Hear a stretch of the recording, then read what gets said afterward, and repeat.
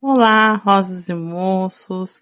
Chegamos na parte 2 do nosso curso Baralho de Pombagira e, dando continuidade, hoje vamos estudar as cartas de número 6, número 7, 8, 9 e 10 e mais um estudo de caso como feito na aula anterior, tá? Então, começando, sem mais delongas, já vou começar com as polaridades negativas e positivas, como ontem, só que eu falei ao contrário aqui, eu começo pelas positivas, depois eu falo as negativas, mas tudo bem. Vamos começar aqui pela carta Boas Notícias. Polaridades positivas, tá? O próprio nome, que já diz, notícias boas, alívio, romantismo, harmonia, feminilidade, delicadeza, sabe? Aquilo que é delicado, raro, você tem que tratar com carinho. Então, realizações, respeito, tolerância, ou falar sobre a aparência de alguém, boa aparência. Quando alguém faz uma pergunta, o que o fulano pensa sobre mim? Então, pode remeter à aparência. A polaridade negativa, temos fragilidade, vulnerabilidade, paixão passageira, que são quando tem aquelas perguntinhas, o alecrim, acho que no estudo de caso de ontem foi isso, né? O alecrim tem sentimentos por mim, como que será essa relação? E lá era uma pessoa que gostava do quê? De movimento, de circular. Então era paixão passageira, tá? É, Aqui também são coisas que acabam muito fácil, por exemplo, uma relação que até está fluindo bem, mas qualquer conflito, caso, algo que fuja do controle ali daquela relação, tem facilidade de se desfazer, sabe? Por qualquer motivo. Seria isso, tá? Agora, nós vamos falar da carta Melancolia e Depressão, que é uma carta também que é Melancolia, Depressão e Lágrimas, né? Que tem vários significados, tanto nas polaridades, e quanto também na interpretação, dependendo do contexto da leitura e junção das cartas, que eu até coloquei aqui no estudo de caso, depois vai ficar claro para vocês, tá? Vamos lá. Polaridades positivas. Aqui fala de intuição, mediunidade, quando a pergunta é sobre algo espiritual, é, sobre o sagrado, né? Até mesmo que nem para o nosso povo cigano, para o nosso povo da rua, Exus e Pombagiras, a lua, né? Eles têm a lua como algo sagrado, controle das emoções, cura emocional. E de polaridade negativa, temos aqui situações frustrantes, medo, insegurança, paranoias, ansiedade, tristeza, decepção. A paranoia entra até num conto que eu sempre brinco nas lives com as meninas. Tem algumas pessoas que têm algumas ansiedades que criam historinhas de começo, meio e fim, né? E aí nem tá acontecendo aquilo, nem vai acontecer, e a pessoa já criou toda uma história, né? E aí é complicado. Agora vamos falar da carta de número 8 das surpresas. Polaridades positivas, soluções, criatividade, ideias, surpresas alegres, desculpa, clareza, inteligência, insights, né? Sabe aquelas ideias que surgem assim, tá? Do nada, parece que até há algum toque de intuição. Então, diria que seria isso. Polaridade negativa, falta de clareza, falta de foco, alguém que foi pego aí desprevenido, sabe? Coisas descobertas, tipo isso. E também remete à falta de clareza em devidos comportamentos, em algumas tiragens.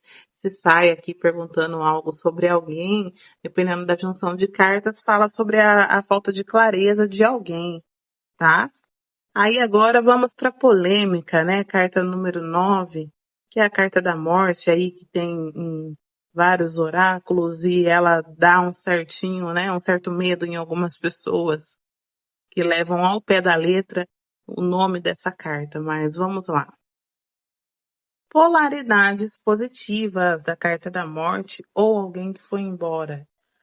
poder, autoridade, mediunidade, guias espirituais, descanso, pessoa mais velha, né, anciã, que nem o descanso, acontece muito para mim quando eu preciso perguntar algo para Padilha, eu converso muito com a Padilha em questão assim do nosso trabalho, né, do nosso desenvolvimento, não sei vocês como cartomantes, mas muitas decisões eu tomo ali com a vibração da Padilha para ver, né, porque assim, eu sou canal, né, somos canal. Então, só eles mais do que ninguém sabem como estamos, se rola fazer uma live, um dia, uma tarde de atendimento, né? Como está a energia. Então, muitas das vezes já saiu essa carta numa junção, né? De outras que remetia ao quê? Descanso. Eu precisava descansar e não que ia encerrar algum ciclo e acontecer alguma situação de morte, não. Somente descanso, que é a polaridade positiva aqui e que também serve como orientação, conselho, tá? Agora, na polaridade negativa, pode remeter a doença, depressão, luto, procrastinação, orgulho, soberba, autoritarismo, controle excessivo, sabe? Aquela pessoa que gosta de ditar as coisas, também pode significar isso. Agora vamos para a carta de número 10, nosso estudo de caso, que seria embaraços e dificuldades. Aqui, na polaridade positiva, ela fala de um elo firme, né? Como essa corda aqui. Por exemplo, nossa relação tem um elo firme, dá para confiar, sabe? A gente consegue resolver as situações aqui de forma, por mais que sejam conflituosas, né? De forma segura, como essa corda aqui, né? Persistência, ajuda. No improviso, né? As coisas se resolvem ou ligação intensa entre duas pessoas também. Na polaridade negativa, são desafios, confusão, dificuldades, ficar preso em uma situação ou até mesmo uma falta de atitude, né? E eu diria até que a energia dessa carta, embaraços e dificuldades, eu sempre falo, né, nas tiragens e até está aqui no estudo de caso. Muitas das vezes são dificuldades passageiras realmente e dificuldades que dependem mais do consulente resolver do que algo por ordem emocional ou espiritual. É algo prático, vida real, sabe? Então tem que tomar um certo cuidado com isso também na interpretação, tá? Nem sempre aqui remete a dificuldades e, nossa, vai ficar muito difícil a sua vida. Não, muito pelo contrário. Você tomando uma atitude correta, terá aí, né, uma solução rápida. É um probleminha temporário. Gente, eu tô gravando esse conteúdo totalmente aqui no contexto mesa mesmo, tá? Aqui segurando o meu tripé, né? Para vocês sentirem a realidade de uma mesa mesmo, uma visão aqui da mesa e do jogo. Como eu disse na aula anterior, eu, para aprender, eu sou uma pessoa muito visual. Então, se eu consigo ver aqui um contexto de uma mesa na prática, as coisas acontecendo, para mim é mais fácil, tá? E para outro coleguinha também que está iniciando, também pode ser interessante esse formato mais simples e gravando aqui direto da mesa, assim, coisas elaboradas, tá? Mas o importante é o conhecimento aqui, o conteúdo que eu estou passando para vocês, tá? Agora vamos para o estudo de caso para finalizar essa aula e esse módulo. Aqui foi uma pergunta de um consulente real também, já tem feedback até, e muito dos bons. Ele ia fazer um concurso público para mudar de cidade e ele perguntou se ele iria passar na prova.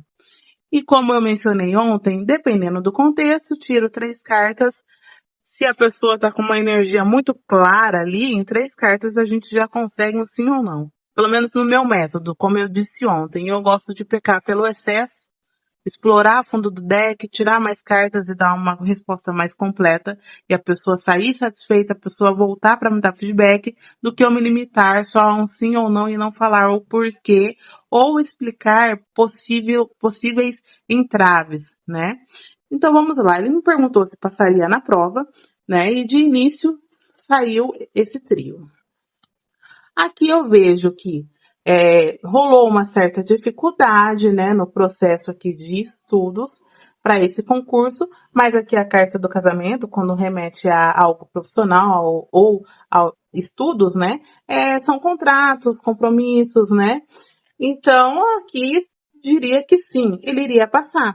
Mas eu queria dar um contexto para ele, entender o porquê dessas dificuldades e, né, a que ponto ele chegaria finalmente com esse resultado da prova. E foi a seguinte situação. Eu perguntei para ele, eu falei, olha, você está estudando, está se preparando, mas eu vejo que tem um padrão emocional aqui de muita ansiedade, que acaba dificultando o seu processo de estudo às vezes.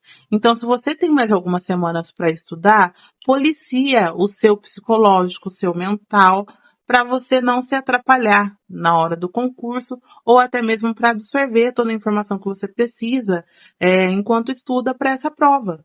Então, às vezes, no fundo do deck tem um conselho que vai ser fundamental para aquele sim. Porque às vezes esse sim, ele é energia. Porque aqui é uma tendência, não é uma previsão concreta e assinada.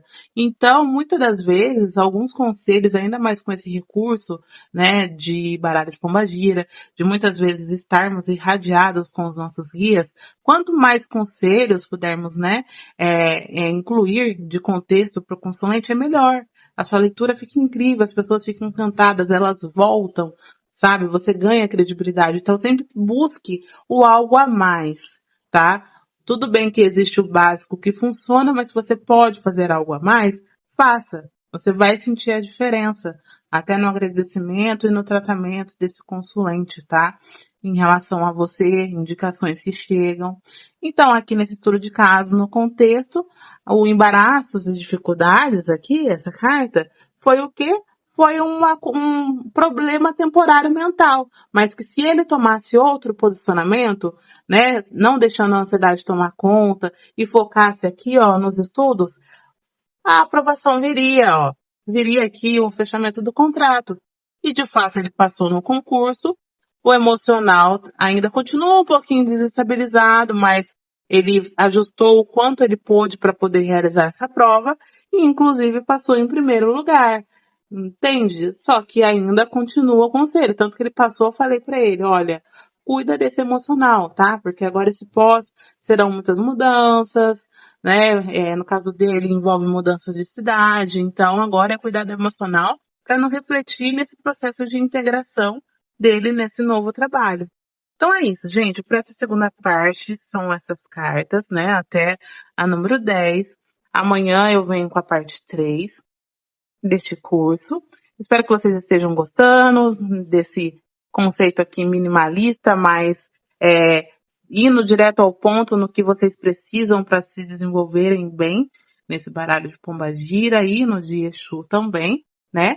Então se inscreva se você chegou a partir do segundo vídeo, volte na playlist porque tem o primeiro vídeo das primeiras cartas e amanhã eu volto aqui com o terceiro grupo, né, de 5 cartas, que eu separei em grupos de 5 cartas, mais estudo de caso, para vocês começarem aí, ficarem mais seguros nas leituras de baralho de Exu e Pombagira, tá bom?